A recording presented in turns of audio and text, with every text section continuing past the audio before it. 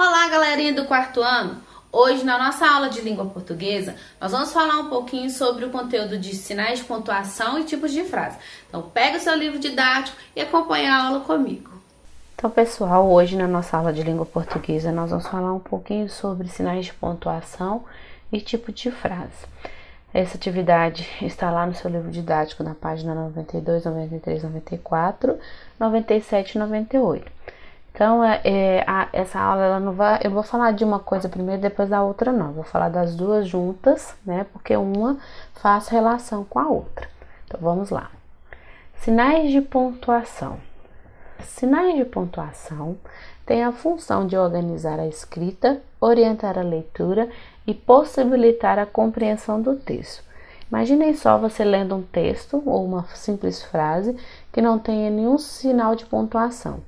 Essa frase ela vai ficar desorganizada, né, dificultando assim a compreensão do entendimento. O sentido dessa frase, né, não vai ter, então fica mais difícil da gente compreender a mensagem.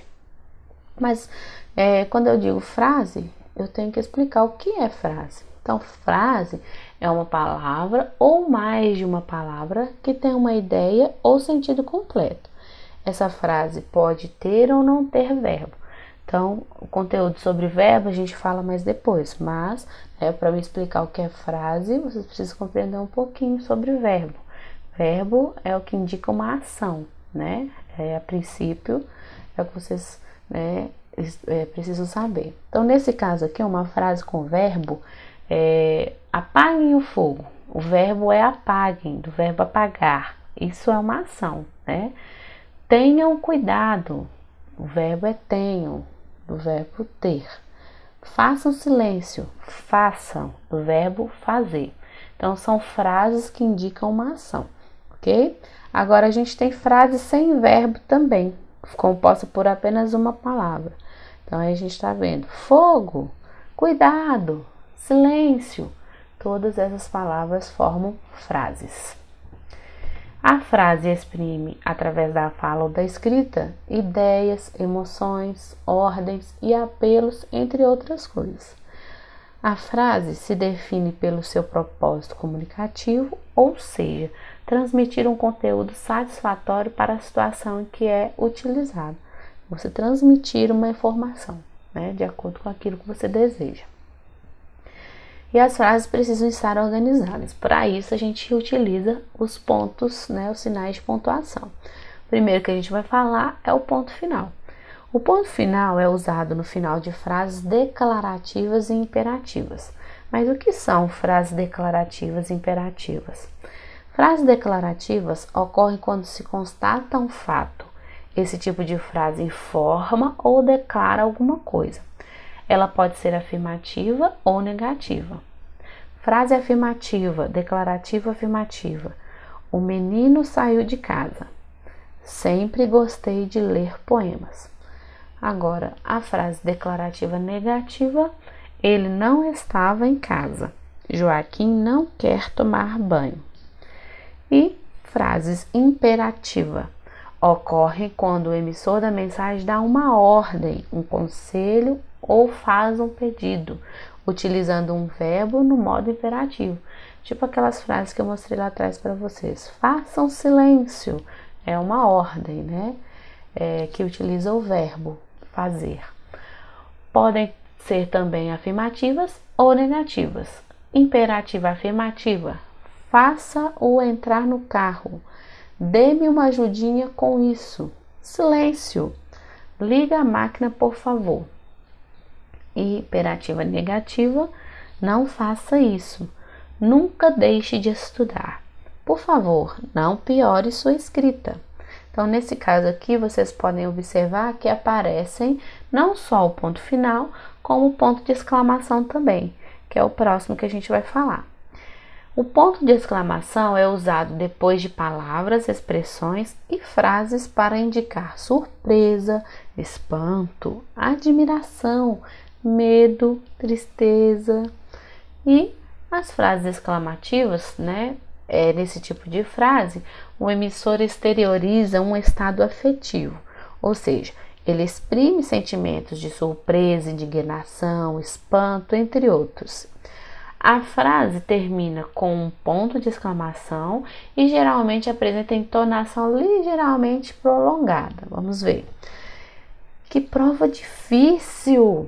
Esse bolo é uma delícia. Então a gente fala, né, de uma forma diferente. Já o ponto de interrogação é usado no fim de uma pergunta direta. Então, quando eu quero saber alguma coisa, a gente faz uma pergunta e usa o ponto de interrogação. Nas frases interrogativas, ocorre quando uma pergunta é feita pelo emissor da mensagem, por quem está falando a mensagem. São empregadas quando se deseja obter alguma informação. A frase termina com um ponto de interrogação. Exemplos. Você sabe que horas são? Você aceita um copo de suco? E é muito importante essa entonação na hora de falar. Porque se você lê a frase sem entonação, logo a gente não compreende que é uma pergunta. Vamos ver. Você sabe que horas são? Não parece uma pergunta. Então, quando a gente entona, né, a voz, coloca expressão na fala, você sabe que horas são? Aí, né, quem está ouvindo, o nosso ouvinte, compreende que nós estamos realizando uma pergunta. 2 pontos. São usados para indicar uma fala ou uma citação. Exemplo, Carlos disse. Aí a gente coloca ali os 2 pontos quando alguém vai dizer, né? Nesse caso aí, quando a gente está citando, ou vai ser uma fala de alguém. Você quer ir à festa comigo? Antes de uma enumeração de elementos, fui no sacolão e comprei. 2 pontos. Uva, banana, maçã, laranja, né? E também pode ser utilizado antes de uma explicação. Consegui fazer todo o dever de casa. Matemática, geografia e língua portuguesa. Agora, outra versão que apareceu nas frases anteriores, ele é usado no início da fala de personagens em um diálogo. Então, sempre que a gente vai colocar a fala de alguém, né, de algum personagem ou dentro de algum diálogo, é necessário utilizar o travessão para, né, sinalizar essa fala. Você já fez a lição hoje? Aí a pessoa responde, mesmo na resposta também tem que aparecer o travessão. Ainda não, mas logo vou fazer. O travessão também pode ser usado para dar a explicação de determinada palavra, expressão ou trecho do texto. Então, por exemplo, deveríamos ser como borboletas e ter a coragem de enfrentar a metamorfose da vida para sermos livres. Nesse caso, eu pulei aí só para vocês entenderem a frase. Então, a gente lê do jeitinho que está escrito. Deveríamos ser como borboletas e ter a coragem de enfrentar a metamorfose, transformação de um ser, da vida, para sermos livres. Então, isso que está dentro do travessão é a explicação da palavra metamorfose. O que significa metamorfose? É a transformação de um ser. Depois a gente tem a vírgula. Quando que essa vírgula é usada? Em datas, como mostra aí o nosso exemplo, Ibirité, 1º de junho de 2020, né? A gente não fala 1 de junho, fica estranho, né? Então, correto a gente falar 1º de junho de 2020. E sempre sinalizar com essa vírgula aí entre a cidade, né, e a data que a gente vai colocar.